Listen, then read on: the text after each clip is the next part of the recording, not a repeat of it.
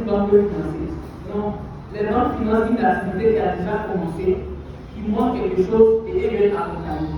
Mais les startups qui démarrent ensemble déjà, là, oubliez le financement par les banques. À moins que vous ayez peut-être un parent dans la banque, et même ça, c'est un risque qui de vous financer.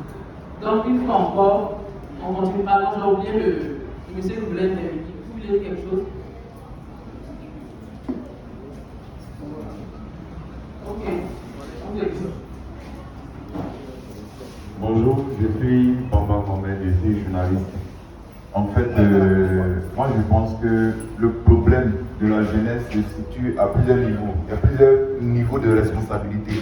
Chacun a sa part de responsabilité. Les gouvernants ont leur part de responsabilité, les parents ont leur part de responsabilité et la jeunesse elle-même a sa part de responsabilité. Moi personnellement, je vais parler des gouvernants. Aujourd'hui, nous élisons nos gouvernants pour qu'ils puissent apporter des solutions à nos problèmes. Vous avez parlé du problème de l'éducation. Nous avons formé notre éducation sur la base de la colonisation, c'est-à-dire sur les besoins qui sont venus nous imposer. C'est-à-dire, nous, dès le départ à l'école, l'enfant, quand on le met à l'école, on lui dit que quand tu vas à l'école, quand tu vas finir, tu seras demain peut-être docteur ou bien peut-être professeur ou tu vas travailler dans un bureau. C'est ce qu'on dit à l'enfant. Donc quand l'enfant grandit et puis il a son bac, lui il se dit automatiquement que c'est le travail du bureau que tu dois faire.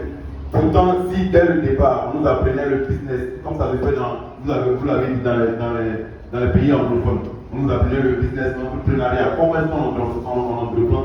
Vous allez voir que l'enfant, même avec son diplôme, il ne va même pas penser au bureau, il va penser déjà à aller entreprendre. C'est de ça qu'il s'agit.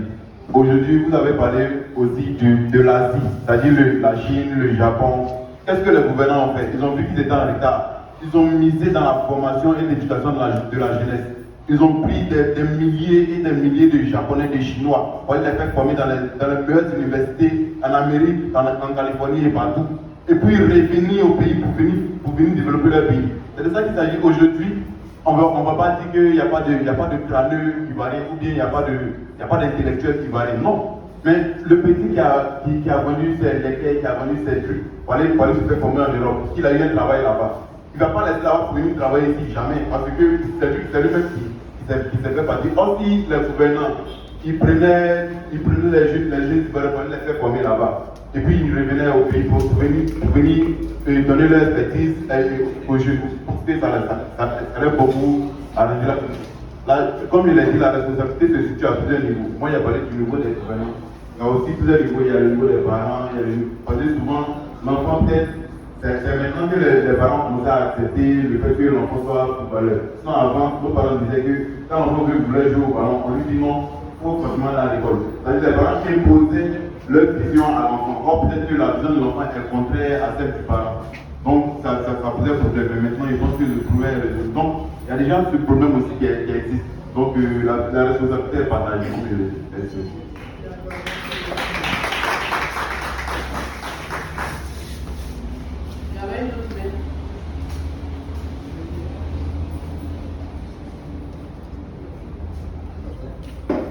Ok, bonjour. Moi, c'est le secteur Assouma, président de Jeudi Biora. En fait, ce que je voulais dire au grand frère Adif Touré et sa formation, tout de suite, là, j'ai un de mes frères qui a parlé en Abidjan, mais tous les quartiers ont la réalité. À Trècheville, la jeunesse de Trècheville est basée sur le sport. Personnellement, moi, ça ne me fait pas, je n'ai pas les moyens. Si j'avais les moyens, je disais toujours, on n'a pas une équipe de Trècheville. Aujourd'hui, on n'a pas une équipe, véritable équipe de Trècheville. Où il va jouer la Ligue 1. Si aujourd'hui, on a une équipe de Trècheville, où l'équipe appartient aux enfants de Trècheville, les enfants de Trècheville qui jouent au football là, on va pas dire que tout le monde aussi dans le football, mais à 99%, les enfants de Trècheville vont monter les talents en eux. On nous fait croire qu'il y a une équipe de Trècheville qui est le JCA.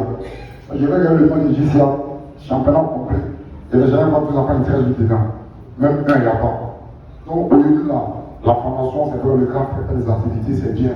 Mais je veux qu'il puisse un peu à ce niveau-là, lui-même puisse demander à ses partenaires les moyens qu'il faut pour mettre à la disposition d'une équipe même de 13 villes, qui porte même le nom de 13 villes, où c'est des enfants de 13 villes même qui sont dans cette équipe-là, pour jouer le championnat. Moi, c'est ce que je demande. Alors, c'est ça.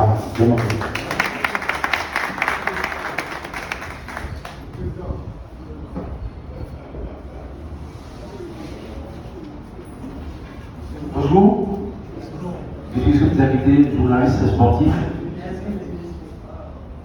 Je pense que le problème de la jeunesse ivoirienne, c'est un déficit de repères, de référence. Aujourd'hui, en Côte d'Ivoire, dans un passé très récent, les Ivoiriens, les jeunes Ivoiriens, se sont donnés eux-mêmes des repères. Parce que la jeunesse, lorsqu'elle manque de repères, elle s'en donne elle-même. C'est vrai qu'ils vont courir, c'est normal. On l'a présenté en Côte d'Ivoire ici. Sinon, les jeunes eux-mêmes se sont appropriés un jeune comme Didier Arafat comme une référence, comme un repère pour les jeunes chercher à être comme Didier Arafat, qui lui-même n'est pas une référence. Alors, c'est dans ce sens qu'il faut saluer notre initiative du frère Agib Touré avec sa fondation. Il s'agit donc aux médias, aux décideurs, de faire la promotion des repères pour que ces jeunes-là arrivent à s'identifier à ces personnes-là, pour que ces jeunes-là parviennent à prendre ces jeunes-là, ces personnes comme des références. Comme je l'ai dit, un jeune qui manque de référence ne se crée lui-même une référence et c'est souvent dangereux. Il faut donc faire la promotion de ces repères-là. On va saluer le frère Agib Touré qui peut être une référence pour tous ces jeunes qui sont là. Faire la promotion de d'autres références pour que ces jeunes-là puissent véritablement avoir des repères. Parce que le vrai problème de la jeunesse ivoirienne, c'est qu'elle manque de repères. Aujourd'hui, quand vous allez sur les réseaux sociaux, vous voyez par exemple le clip de, je ne sais pas le nom de l'artiste, Romy avec l'air, qui fait des millions de vues, alors que quelqu'un qui fait une vidéo où il parle de quelque chose de rentable à peine s'il a 100 ou 200 vues. C'est là le vrai problème de la jeunesse en Côte d'Ivoire. C'est tout ce que je voulais dire.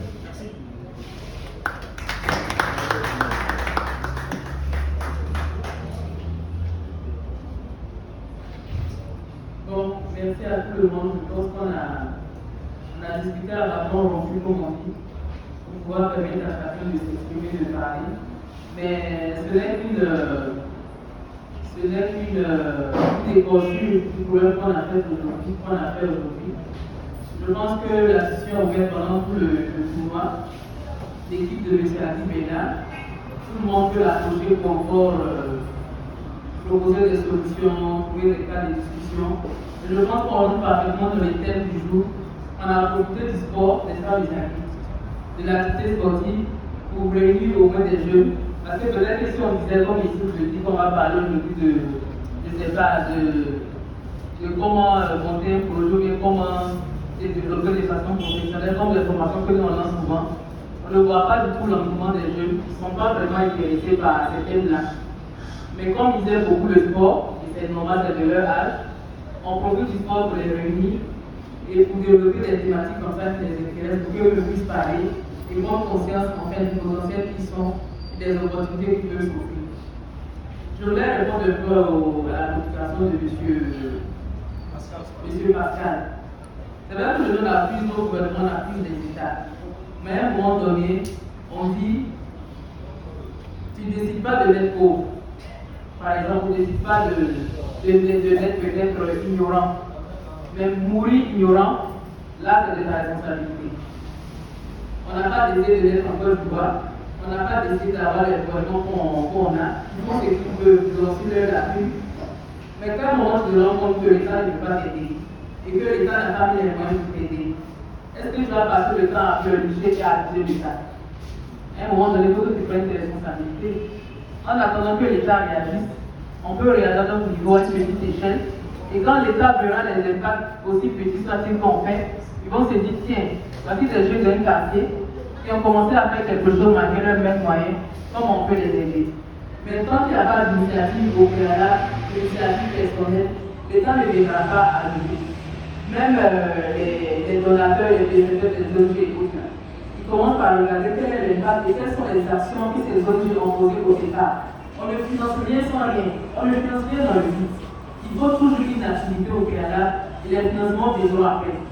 Donc, ce que moi je peux vous dire, le sport c'est bien beau. Je vais encore donner la parole à M. Nati parce que depuis longtemps je parle tout seul alors qu'on est censé animer la formation à deux. Je pense qu'il peut vous dire, étant à l'Occident et en Europe, quel est le pourcentage de réussite d'un jeu peut-être africain en Europe et quelles sont les chances aussi en Afrique de parvenir à ce que les jeunes s'en sortent ou se réalisent vraiment dans le sport aujourd'hui, dans la réalité qu'on a, souvent on voit de nous se tient en main. Est-ce que réellement, objectivement aujourd'hui, le sport peut être un facteur de réinsertion professionnelle, une clé à succès pour la jeunesse? Il va encore le jour en fonction de tout ce qu'on a dit aujourd'hui.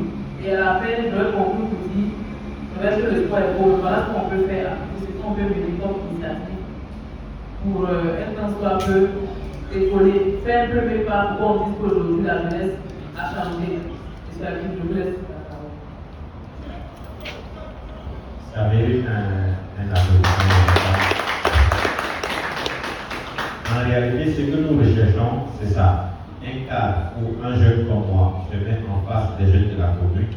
Et comme on est dans le jargon, on parle pas. On s'est dit les vraies réalités. Qu'est-ce qui nous manque? En partant de l'idée de M. Pascal, il a soumis les problèmes et en aval, il a donné quelques solutions. En termes de projet, au jour d'aujourd'hui, si on se structure correctement et qu'on a une dynamique du travail, on peut avoir des structures de financement qui peuvent